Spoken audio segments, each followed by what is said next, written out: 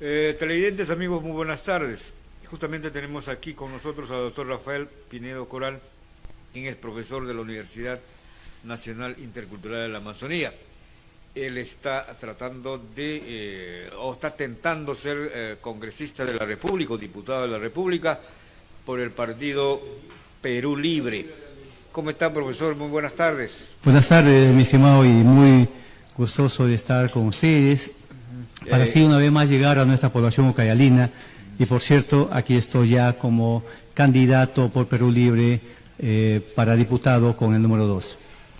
Quisiera que nos haga un análisis de la coyuntura actual política y económica, y aparte de eso, en especial esta tendencia a la privatización de esta empresa Petroperú. Adelante.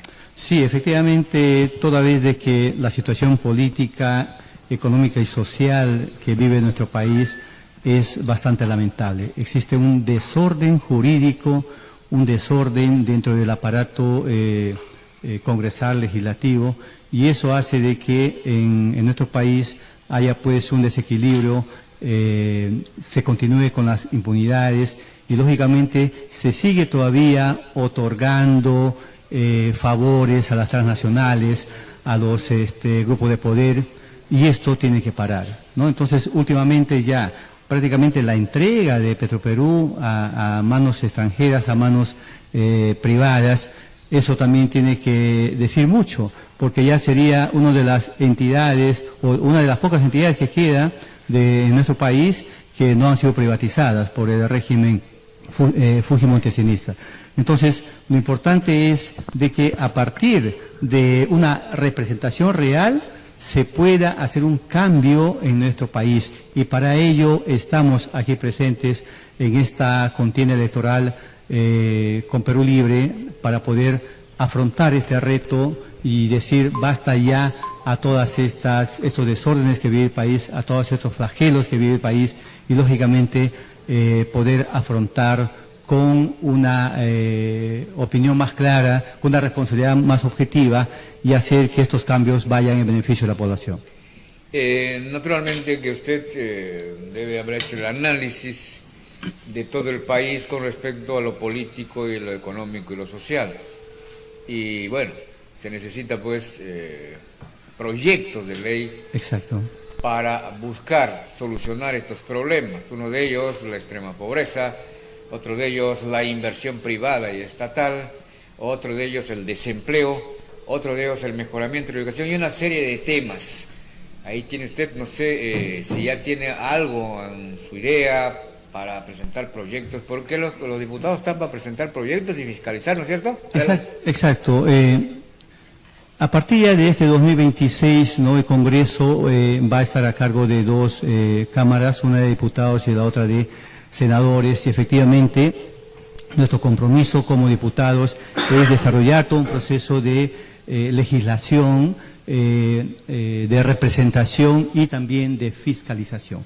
Entonces, en esa línea de trabajo, nosotros hemos podido ya, con el equipo que venimos trabajando, identificar 21 problemas, ¿no?, desde la mirada que hizo la Defensoría del Pueblo, Contraloría y lógicamente entidades que de una u otra manera no nos permite avanzar como Estado. Y lo más lamentable es que nuestra selva, específicamente Ucayali, ha tenido un abandono del Estado. ¿Qué significa el abandono del Estado? Que no ha sido oportuno la atención para que se pueda cumplir con el desarrollo progresivo, prospectivo de la región, ¿no? Entonces, hemos podido identificar la falta de titulación de los predios. Casi el 40% de predios del territorio de nuestra región Ucayali no cuenta con la titulación. Se ha venido avanzando, pero de manera muy lenta. Entonces, las reversiones también no han tenido la efectividad correspondiente a un tiempo prudencial. Esto nos va a permitir de que podamos más adelante conformar una comisión de revisión de qué leyes específicamente tiene la región Ucayali, cuáles de ellas vienen siendo lógicamente implementadas, cuál de ellas o cuáles de ellas han sido relevantes y cuántas de ellas pues tienen una reglamentación para que sean operativas. Entonces no es solamente plantear leyes por plantear, sino más bien buscar las prioridades y en base a ello continuar con el desarrollo. Lo otro es la pobreza estructural que vive nuestra región, ¿no? Esto toda vez de que se sigue todavía adoleciendo de los medios y los mecanismos para que la atención en el ámbito rural a la agricultura tenga una atención más objetiva y más oportuna, ¿no? Toda vez de que la Amazonía, específicamente Ucayali, es la que aporta a nuestro país y finalmente recibe migajas, y por eso decimos que el abandono del Estado, vamos a luchar contra ello. La exclusión política también, que es un flagelo muy relevante, porque cuando los estamentos del Estado en un determinado territorio no avanzan, entonces eso también trae atraso, trae postergación, y eso es lo que se está viviendo en Ucayali, ¿no? Todavía seguimos con un centralismo agobiante, ¿no? La Amazonía en pleno sigue se sigue viviendo con un centralismo agobiante. Todo se formula, se planifica en Lima como uno de los puntos principales, y sin tener en cuenta que el país somos todos. Es que el desarrollo del país depende de cada región, y más todavía depende de la Amazonía. Entonces es un reto para nosotros poder entrar en este proceso de política para afrontar estos cambios, para revertir esta situación. Por eso es que dentro del equipo de trabajo, en el marco de las 21 problemáticas que hemos identificado, sí, ya estamos trabajando algunos planteamientos o propuestas de ley que van a ser presentadas más adelante. En efecto, uno de los temas esenciales es la inversión, puede ser pública o privada, y qué incidencia se le da a la privada y a la pública. Respecto, se conoce que si no hay inversión, no hay empleo. Y si no hay empleo, el 80% de nuestros jóvenes de 17, según estadísticas no son mías, no tienen a dónde ir y no tienen perspectiva en nuestro país. Hemos visto una encuesta en una universidad X, cuando salían con el título, cuando los preguntaron a los estudiantes, ¿y usted a dónde va a ir? Aquí en mi país no tengo oportunidades. Los políticos son los corruptos. Ellos trabajan por un sistema y nosotros por otro. Vamos a tender a irnos a Canadá o a otros sitios, y los mejores, ¿no? Entonces, y eso nos sorprende que nuestros jóvenes no quieran quedarse en nuestro país. Yo cuando salí de la universidad, yo sí quise quedarme en mi país, aunque sea y como sea, ¿no es cierto? Exacto. Entonces, ¿cuál es la perspectiva que se les da a nuestros jóvenes? Sí, efectivamente, tenemos ya a nivel nacional cerca de 8 millones de jóvenes que no acceden a una educación superior. Ucayali es una de esas realidades. Tenemos solamente acá 2 universidades estatales, pero que sí ya, contamos también ya con la universidad en Pareabat.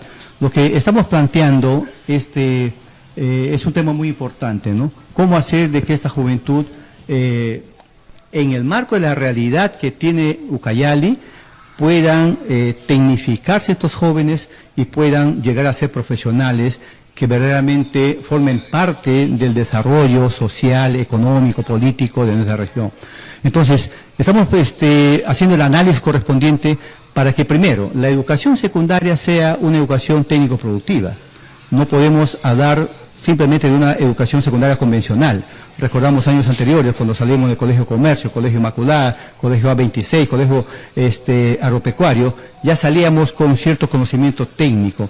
Entonces, falta un engranaje allí que haga de que nuestros jóvenes se sientan ya favorecidos en términos de participación social y lógicamente después en términos de formación técnica o formación profesional tengan también los espacios correspondientes. Por ello también estamos planteando la creación de la Universidad Nacional Autónoma de Manantay. Eso es una de las prioridades que tenemos, porque ya tenemos el estudio avanzado. Esto va a ser de que este grueso del distrito de Manantay, que más adelante se puede convertir en provincia, entonces pueda tener ya su universidad y lógicamente atender a esta juventud y no se pierda, ¿no? Veamos qué se está haciendo, ¿no? Lo otro de las prioridades es, mi estimado, para poder que la economía crezca en nuestra región y, por cierto, en nuestro país, algo importante que está, como se dice, durmiendo el sueño de los justos. Nosotros estamos considerando darle, mejor dicho, valga la redundancia, considerado como prioridad nacional el proyecto de la industrialización que deben tener nuestros productos, flora y fauna, aquí en la región. Entonces, ¿qué significa implementar, o mejor dicho, darle la prioridad al parque industrial? Esto que se ha abandonado, que ya han pasado ya varios gobiernos y no se ha dado la atención correspondiente a esta prioridad. Ucayali, como centro de la Amazonía, como puerta de la Amazonía, tiene enormes posibilidades, recursos para que ya no sea una simple productora de materias primas, ¿no? Sino más bien se dé valor agregado y se conecte con las regiones y con otros países y con el mundo, ¿no? Entonces, ahí vamos a tener un potencial económico que lógicamente va a servir para nuestra región y va a dar el trabajo oportuno a nuestros jóvenes. Esa es una gran tarea que tenemos como una prioridad, ¿no? Lo otro también que ya acabamos de mencionarle es de que si no hay titulación, si no hay reconocimiento de los predios de nuestra región Ucayali, no va a haber créditos, no va a haber avances, no va a permitir que inclusive se tenga un desarrollo urbano. Entonces, esto es un flagelo permanente. Ya hemos tenido reunión con 2 representantes que ven todo ello, ¿no?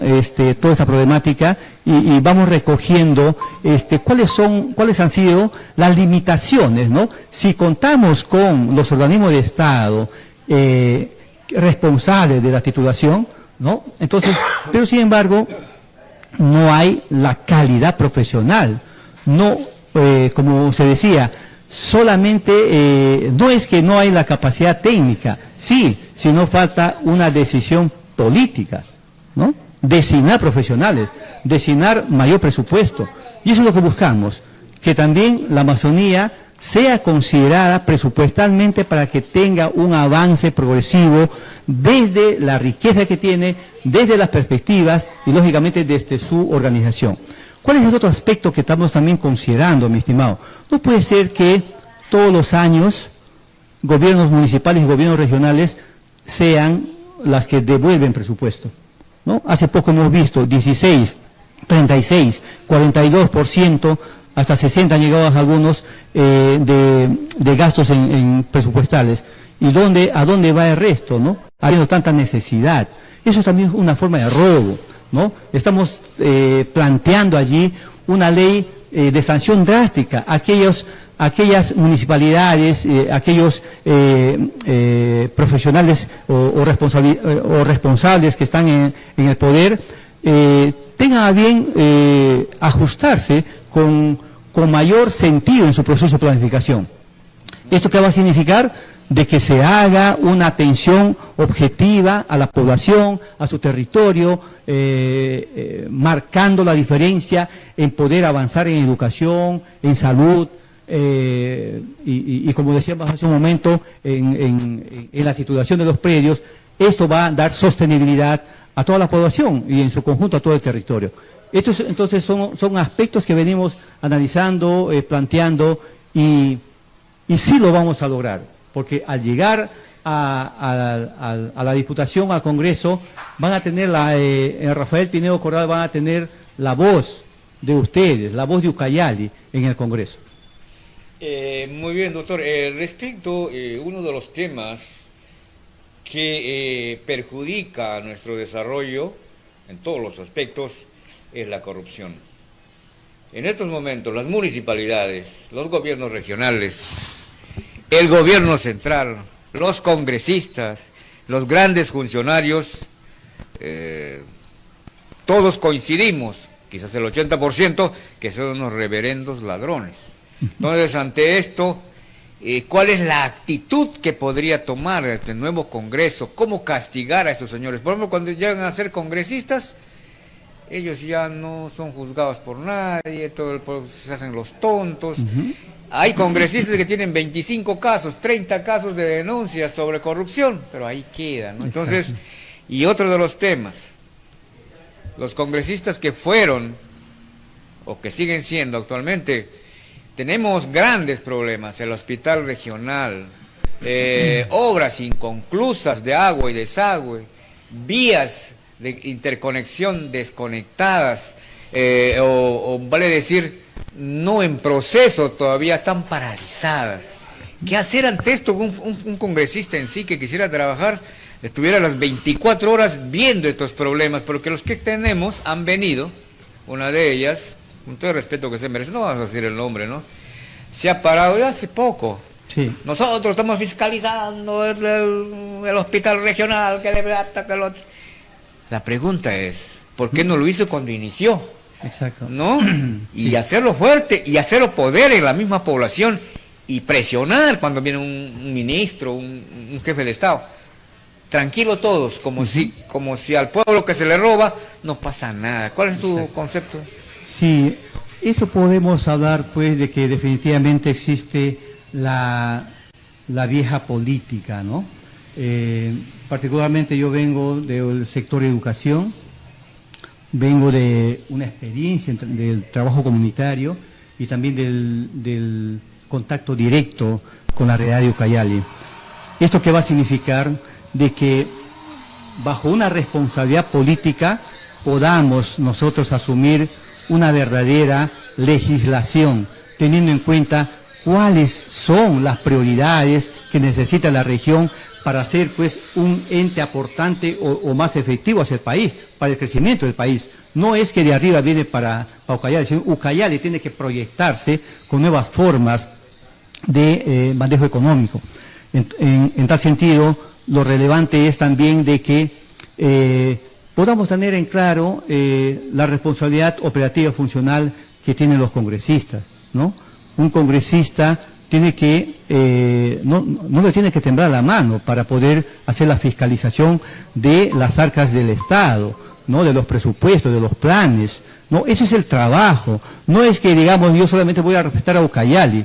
Represento a Ucayali, represento al país, pero desde mi región. Tengo que impulsar a través de los mecanismos de interacción, de coordinación, de articulación, para que el Ucayali verdaderamente tenga una representación y tenga la atención del Estado en su conjunto, no a medias, sino teniendo en cuenta prioridades, para que a partir de ello se pueda avanzar. Ya hemos dicho, una de ellas es sin titulación, sin reconocimiento de los predios urbanos, rurales, los centros poblados, las comunidades nativas, no va a haber avance por más que querramos hacer proyectos y más proyectos de desarrollo en estos ámbitos. Se tiene que formalizar a través de reconocimiento de los terrenos de las personas que están viviendo allí. Ya no podemos seguir vendiendo y como ya es común, ¿no? Ser los terratenientes o ser también los que negociamos, ¿no? Con los terrenos nuestros, con los terrenos de la Amazonía. Ese es un primer punto que a partir de los informes que existen en los órganos de control, vamos a ver cuáles son las limitantes que no ha permitido que se avance en este proceso de titulación. Tenemos una reunión este sábado con ciertas organizaciones para tener mayor profundidad del tema. Este problema también, mi estimado, lo que acabas de mencionar, la construcción del hospital, ¿no? ¿Cuántos años ya va a tener esta realidad, esta construcción que todavía hasta el día de hoy no se ha concretado como debe ser? ¿Qué está pasando? Entonces, ¿dónde está el control, la administración efectiva por parte de los responsables? Eso también es una de las tareas fundamentales que tenemos que hacer como fiscalizadores. Y lo otro es la representación efectiva. Tenemos que tener el acercamiento a la sociedad civil, a las organizaciones sindicales, a los asentamientos humanos para ir recogiendo esta problemática latente y, por cierto, contar con un plan estratégico para poder seguir apostando por nuestra región, seguir trabajando por nuestra región, pero, como decía hace un momento, con prioridades efectivas, objetivas, que verdaderamente no sean solamente acciones momentáneas o de corto plazo, sino políticamente tenemos que seguir avanzando con proyectos de corto, mediano y largo plazo, y con una planificación efectiva. Creo que a partir de estas ideas y planteamientos, creemos que vamos a tener una participación real, efectiva, proyectiva, como diputado, representante de nuestra región Ucayali, y, por cierto, para seguir engrandeciendo desde Ucayali nuestro país. Otro de los temas, doctor, es, bueno, la selva peruana no solamente es Ucayali, está Madre de Dios, esta parte de Ayacucho, esta parte de Huancayo, hay partes que son selva, ¿no es cierto? Pero se han dado concesiones forestales. ¿A quiénes? A los que tienen muchos recursos. Seguro la intención fue buena o mala, no sé, no lo he hecho el análisis correspondiente, pero lo cierto es que a los pequeños productores o a los pequeños personas que se favorecen del recurso madera, simplemente se les trata como cualquier cosa, ¿no? Entonces tienen que pagar coimas para que pase su maderita y todo eso. Estas concesiones forestales han centralizado el recurso madera y se enriquecen ellos, y en las comunidades donde sacan este recurso, simplemente estas comunidades están en extrema pobreza. ¿Qué tal contradicción? Sí, se enriquecen y pareciera que nuestros diputados, nuestros congresistas, nuestros presidentes no se dan cuenta de esto, o simplemente hacen lobbies para la empresa que viene pues a esquilmar nuestros recursos, ¿no? Sí, efectivamente, esto tiene que parar. Ya no es un problema ya de hace 1 año, 2 años. Esto ya venimos viviendo por décadas.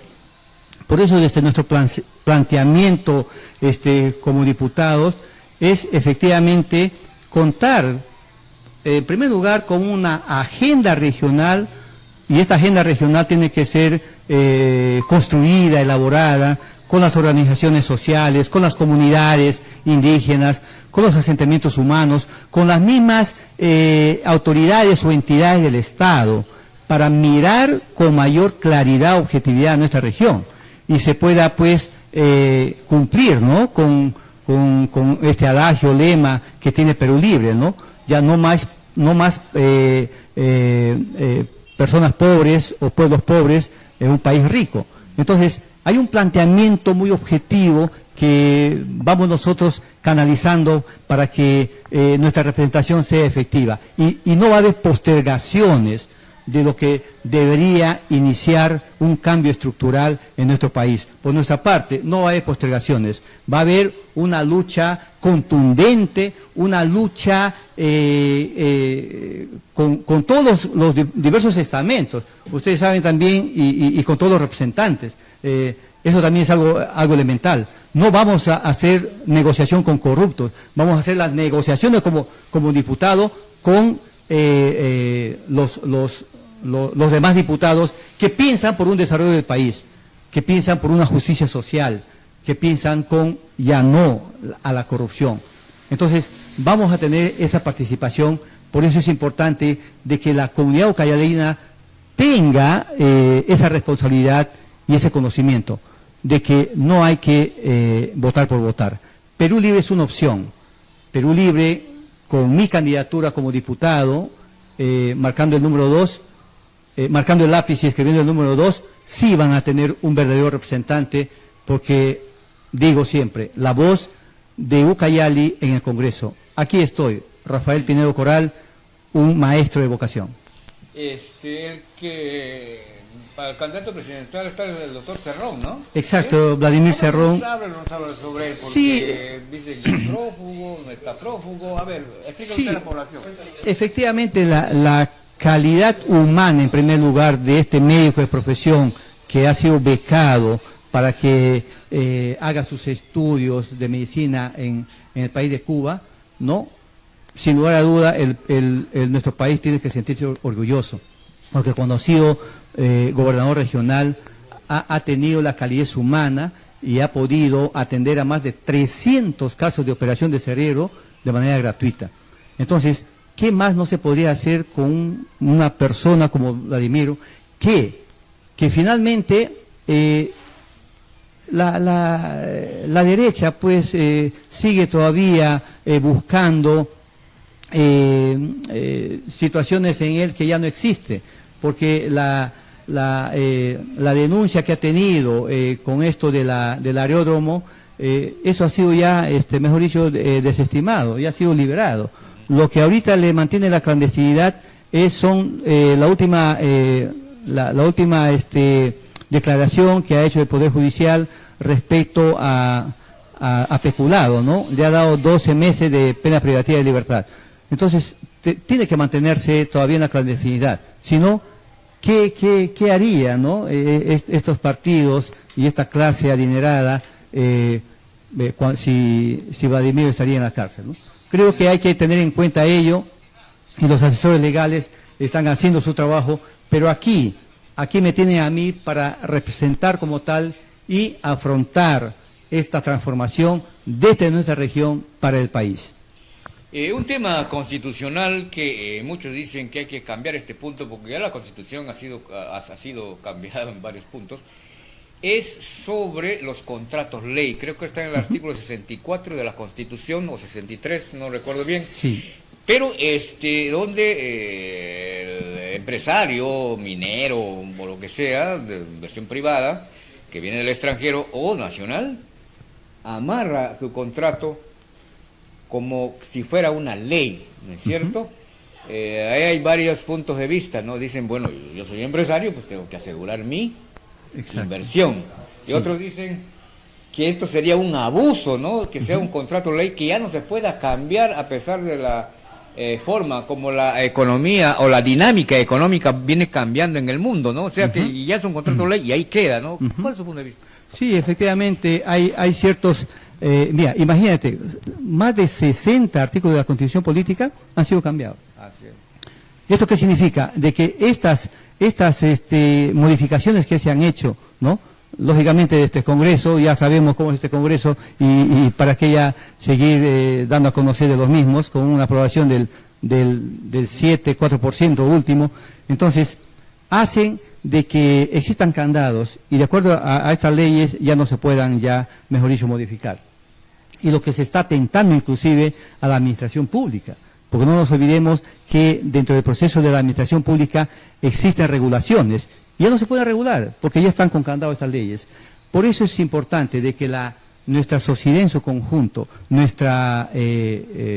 pueblo en su conjunto, tenga bien una decisión del cambio de la Constitución política. A partir de ese ordenamiento, mi estimado periodista, podemos hablar de una serie de modificaciones. Mientras tanto, creo que es lamentable que todavía se sigan actuando con estos mecanismos legales que hacen de que personas, grupos de poder, sigan enriqueciéndose, sigan, mejor dicho, sosteniéndose en nuestro país y el pueblo en su conjunto siga todavía manteniéndose con bajos niveles de salubridad, desnutrición infantil, anemia, poca atención al sector de educación, postas de salud que todavía no se pueden convertir a centros de salud porque no se están mirando con esa perspectiva. En tal sentido, se necesita así. Y esto, llamar a la población en su conjunto para que tenga una decisión objetiva, oportuna, y que en su momento, cuando se plantee el cambio de la Constitución, a través de una asamblea constituyente, y dicho sea de paso, es parte de la política, del ideario, del programa de Perú Libre, y que ya lo están asumiendo otros partidos, ¿no? Y qué bien, porque eso, ¿qué significa? De que el pueblo ya se ha cansado de estar viviendo por más de 5 décadas con una política desastrosa, una política degenerativa y por qué no decir una política hasta familiar, ¿no?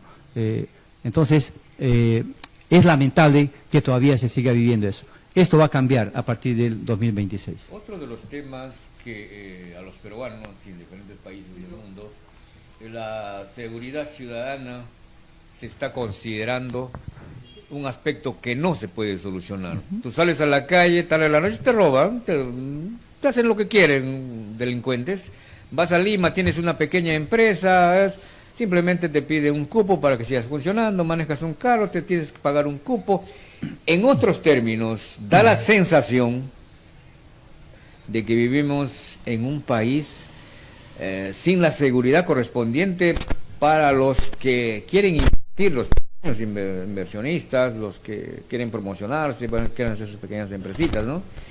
Se chocan con esto, la inseguridad ciudadana, simplemente te matan sin hacer cupo. ¿De qué hacer ante esto? Para mí personalmente, discúlpeme, soy un poco negativo quizás en este aspecto, no sé cómo solucionarlo. ¿Usted cuál es el aspecto que tiene usted? Esto tiene raíces ya digamos que se ha venido ya desarrollando por muchos años, ¿no? Un factor educación, un factor poder judicial, un factor de representantes que tiene que ver con estas responsabilidades como es la Policía Nacional. Entonces, no se va mejor dicho, a paliar esta situación con normas o con cambios en la parte legislativa. Aquí debe existir una tarea de unidad, de articulación entre varios sectores, para que de esta manera podamos hacer un cambio efectivo y, lógicamente, progresivamente nuestra ciudadanía tenga a bien a vivir en paz. Entonces, tenemos que cambiar en primer lugar las leyes existentes. Basta de las impunidades, basta de las negociaciones desde la cárcel hacia la Policía Nacional, de la cárcel hacia una ciudadanía común. Entonces, esto tiene que parar.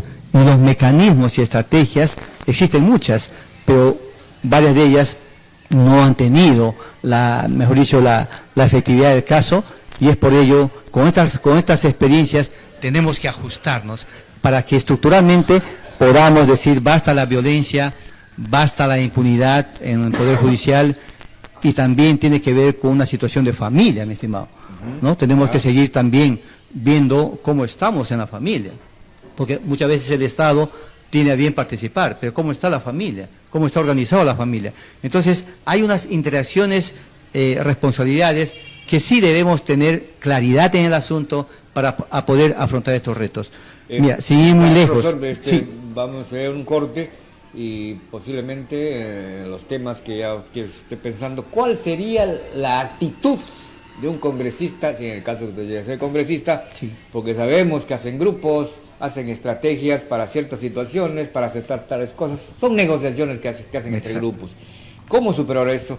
Y con una actitud que tenga ciertos niveles de ética y valores, ¿no? Entonces, exacto, ante eso, ese tema después de la propaganda. Muy bien, muchas gracias. Señores televidentes, con la segunda parte de esta entrevista al profesor Rafael Pinedo Moral. Él es licenciado y doctor en educación, me parece, es profesor de la Universidad Nacional Intercultural de la Amazonía, y justamente esta pregunta que estábamos coordinando fuera de cámara era respecto a la actitud de postular al Congreso, sabiendo que en el Congreso hay negociaciones interesantes, por no decir otra cosa, hay lobbies en favores de grandes intereses, y bueno, también hay lobbies entre ellos para que cuando cometan cualquier delito y por la Comisión de Ética no lo sacan del Congreso. Entonces es todo un negocio, ¿no?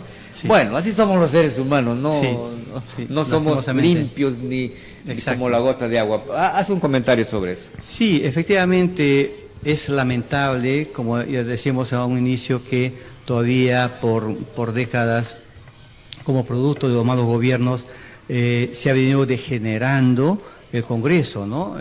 Últimamente, el año pasado, ya se miraba que el Poder Ejecutivo y el Legislativo, o mejor dicho, el Congreso y la Presidencia, más se gobernaba desde el Congreso, ¿no? Y esto es, ¿a dónde ha conllevado, no? A un desorden, a un desequilibrio total, a una desvaloración de lo que es el Congreso como representantes, padres de la patria, que van a responder al desarrollo del país. Sin embargo, no ha sido así. Por ello es que, teniendo en cuenta esta pérdida de credibilidad que ha tenido los congresistas en su conjunto, ¿no? De nosotros, o particularmente mi candidatura, es devolver la credibilidad, ¿no? Que los ciudadanos crean creer en un Congreso a la cual nosotros vamos a representar. Porque nuestra función principal es legislar. ¿Pero qué vamos a legislar? ¿Para quiénes? Para el pueblo, para la ciudadanía en su conjunto. Asimismo también fiscalizar. ¿Pero qué vamos a fiscalizar? El poder, ¿no? La labor que desarrolla los diferentes estamentos del Estado. ¿Para qué? Para que lo que se planifica llegue al pueblo, que se busque un desarrollo de la ciudadanía en su conjunto. Y asimismo también defender la soberanía nacional. No podemos seguir ya usufructuando hasta de repente ya alquilando, vendiendo nuestro territorio. Mejor dicho, toda nuestra riqueza ya no es nuestra. Entonces, tenemos que poner fuerza y fortaleza para que la ciudadanía en su conjunto crea que existe un poder legislativo que va a buscar el planteamiento de leyes objetivas para el pueblo, la fiscalización oportuna y, lógicamente, una representación real para que los estamentos de la sociedad civil, las organizaciones debidamente representadas, tengan la representación en el Congreso y, lógicamente, tengan también, o mejor dicho, sean escuchadas, ¿no? Sean escuchadas. Así, en esa interacción podemos decir que vamos a avanzar en el país. Pero mientras no se modifica ello, es ahí lo lamentable. Conductas inmorales, conductas poco agradables, sin ni siquiera un temor, ¿no? Para poder decir, soy representante de la patria y aquí estoy para avanzar. Eso no hay en la actualidad. Entonces, la ciudadanía está cansada de ello. Es por ello que el Partido Perú Libre, y particularmente este servidor, no se va a negociar con la corrupción. Eso es jamás. Como decías hace un momento, sí, hay formas de negociación, pero ¿en beneficio de quién? Hay que mirar en beneficio de quién. Porque no vamos a seguir negociando, ¿para qué? Para que los grupos de poder, ¿no? Estas entidades que solo buscan lucrarse sigan enriqueciéndose. Entonces, ¿para qué estamos? ¿Para qué nuestra representación? ¿Para qué nuestro espíritu de verdaderos líderes que van a buscar la construcción de un nuevo país? Entonces, ahí está nuestro reto, de poder enfrentarnos o afrontar la situación que vive el país con 130 mentalidades. Estas 130 mentalidades que son los diputados, tengamos intereses personales, pero que estos intereses individuales se conviertan en intereses comunes por el bien del país. Eso es Perú Libre. Perú Libre básicamente va a plantear o viene planteando cambios estructurales y no simples maquillajes, como se han venido haciendo ya por cerca de 3 décadas. La población entienda, cuando tú dices cambios estructurales, ¿a qué te refieres? Una estructura, por ejemplo, de edificios como los fierros, todas las cosas, las columnas, ¿no? Pero socialmente, ¿qué consideras estructura? Exacto. En primer lugar, los cambios estructurales tienen que ver con la economía, ¿no? En segundo lugar, tiene que ver con el territorio. En tercer lugar, tiene que ver con el mercado. ¿Cuál es, mejor dicho, el cómo se va a mover económicamente nuestro país? Y a partir de ello, cambios en justicia, en lo que es el Poder Judicial, cambios en lo que son políticas sociales, es ahí lo estructural, ¿no? Entonces, lo importante es que podamos también tener claro quiénes somos como peruanos, cuál es nuestra identidad. Nuestra soberanía nacional está representada, está considerada, está valorada. Entonces, estos son los cambios estructurales que vamos a ir viendo desde un programa, desde una agenda regional y, por qué no decirlo, también desde una agenda nacional que Perú Libre tiene ya como responsabilidad seguir construyendo. profesor, seguramente si usted llega al Congreso va a tener un gran reto, y para todos los congresistas, ¿no? Para todos los partidos políticos, va a haber un gran reto para su persona, para su desarrollo de usted mismo y también de los demás. Un tema que traemos a colación. Tenemos provincias: Purús, Atalaya, Coronel Portillo, Aguaitía. Purús, estuve por ahí hace 15 días haciendo un trabajo en una municipalidad X, y ese pueblo naturalmente está totalmente abandonado, ¿no? Su municipalidad acusada por corrupción, su gerencia territorial cambiada, una gerenta lo votaron por ahí, casi atentan contra su vida. Esa población no se siente que son peruanos. Y sacamos una encuesta por ahí, y eso me sorprendió, ¿no? Yo como peruano un poco me ofendí, pero yo pregunto y me contestan, ¿no? Cuando dijimos, estuvimos en un determinado, ¿quisiera ser peruano? ¿Qué es peruano?, me dijeron. ¿Quisiera ser brasilero? Claro, eso sí. Sí. Aquí cantamos el himno de Brasil. Exacto. Entonces, abandonamos nuestras fronteras. Yo digo un término irónico, ¿no? Felizmente no hay petróleo, porque si no Brasil nos quita. Ante un plebiscito, bueno, pues que soy brasileño, entonces van para allá. Mire la encuesta que hice, casi el 60% quieren ser brasileros. ¿Por qué? Sí. Cerca nomás está Santa Rosa, con todos los avances tecnológicos. Exacto. Y acá estamos todavía en épocas muy remotas. Sí. Y es lamentable ver a nuestra gente. Eso Sí. no quiere decir que el Estado sea un Estado paternalista que te ayude en todo, ¿no? Sino que qué incentivo le damos a esas sociedades, a esos grupos étnicos que están por ahí, a los mestizos y todos aquellos, ¿no? ¿Qué hacemos? Ahora, con respecto a Atalaya, una vía que viene de la costa, que ya está construyéndose años, ahora usted va, también estuve por ahí, hay sitios intransitables en estos momentos, Sí. ¿no? Entonces, se paraliza Atalaya. Entonces, otro problema, que ni siquiera hay un congresista. Nosotros que no somos congresistas nos sacamos el alma ahí por dar información. Ahora, con respecto a Aguaitía, si uno analiza la provincia de Aguaitía, hay sectores, hay poblaciones que tienen que todavía en estos momentos, y no es una cuestión exponencial mía, ¿no? Sino que transitan por las vías con burros. ¿Por qué? Con camionetas no pueden, porque se atollan como lo llevamos aquí, ¿no? Entonces, exacto. hay un desconocimiento de nuestras autoridades y nuestro pueblo. Cuando les preguntamos, ¿y por qué no reclaman? ¿Quién nos va a hacer caso? Vamos a regar, Sí. se hace loco. Vamos a un congresista, le llega altamente. Y aquí, nosotros tenemos que ver a cómo sacar nuestros productos. Sí. Nosotros somos peruanos, somos bien machos, dicen, ¿no? Exacto. Sacamos como sea.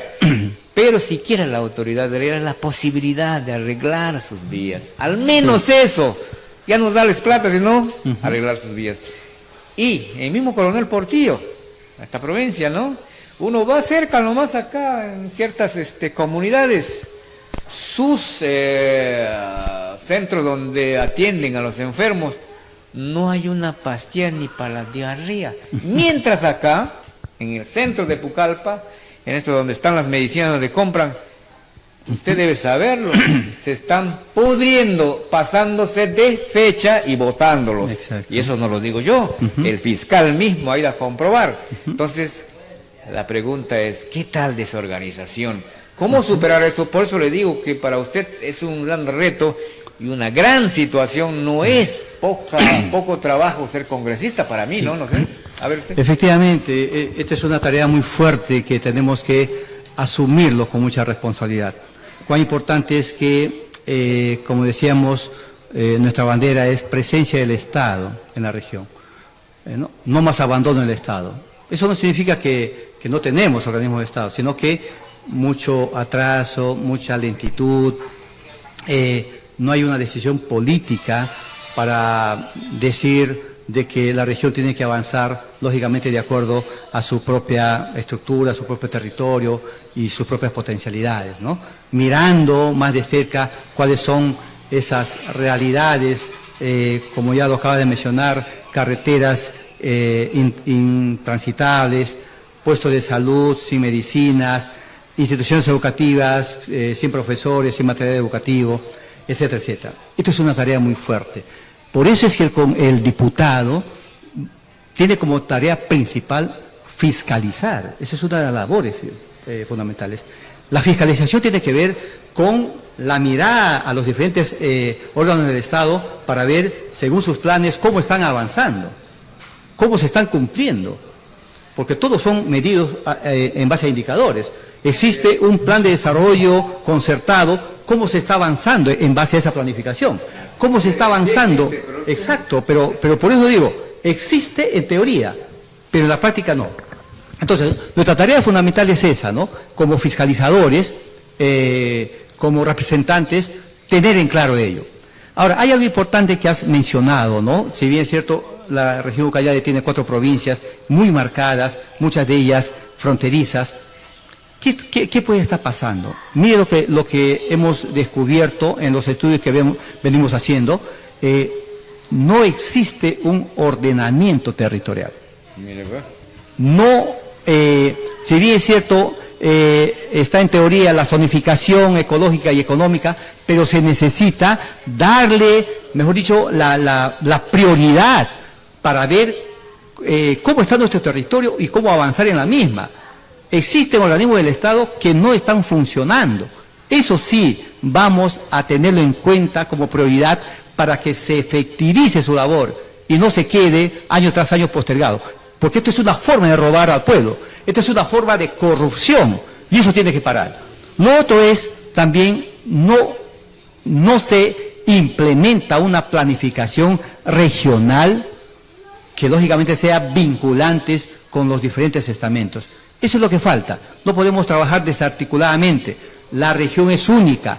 En la región existe un gobierno regional, existen las municipalidades provinciales, existen las municipalidades distritales. Todas ellas tienen que trabajar para el bien de la ciudadanía y no para un bien individual.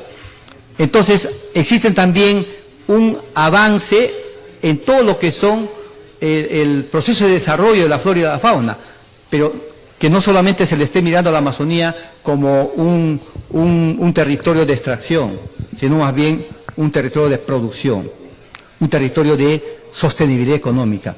Entonces, existe una gran tarea de nosotros los diputados que vamos a llegar a hacer con la venia de ustedes, con la consideración de ustedes, estimados ciudadanos, con el voto responsable al llegar a la Diputación.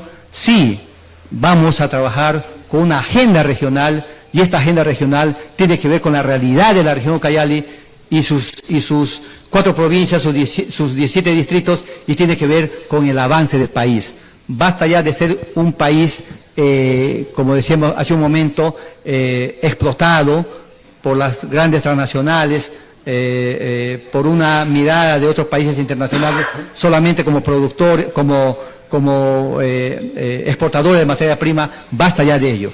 Tiene que haber mecanismos de desarrollo económico a través de las diferentes potencialidades que tenemos. Entonces, es un reto que vamos a tener. Perfecto, profesor. Ya para terminar, sí. Usted tiene 2 minutos para... es un tema abierto. Sí. ¿Qué cosa quiere decir a la gente que nos está, a las personas que nos están viendo? Adelante. Sí, déjenme decirles como diputado, como candidato a diputado por Perú Libre con el número 2, estamos trabajando en base a 6 ejes. El primer eje es titulación y saneamiento de territorio. El segundo eje es defensa del territorio amazónico. El tercer eje, infraestructura y conectividad. El cuarto, educación, salud y derechos sociales. El quinto es fiscalización real del Estado. Con esto queremos decir que nuestra responsabilidad va a ser orientada al desarrollo de la región y al desarrollo del país. Usted no se va a equivocar. Soy el profesor Rafael Pinedo Coral, candidato por el Partido Perú Libre.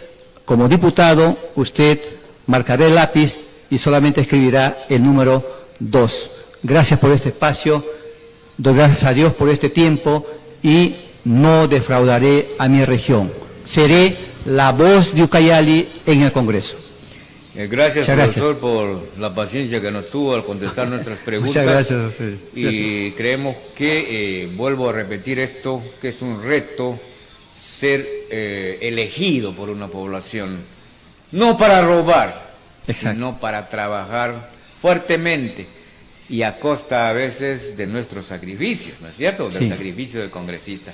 Ojalá que lo veamos así. Exacto. Pero de todas maneras creo que le agradecemos y estaremos con usted en próximas oportunidades desglosando estos temas y también con otros candidatos para que la población pueda entender, ¿no?, en forma totalmente didáctica, pedagógica, qué es lo que puede hacer un congresista o un diputado y la honestidad que podría proyectar. Exacto. Muchas gracias, profesor. Muchas gracias. Gracias, señoras televidentes. Estuvo con ustedes Pedro Valareso.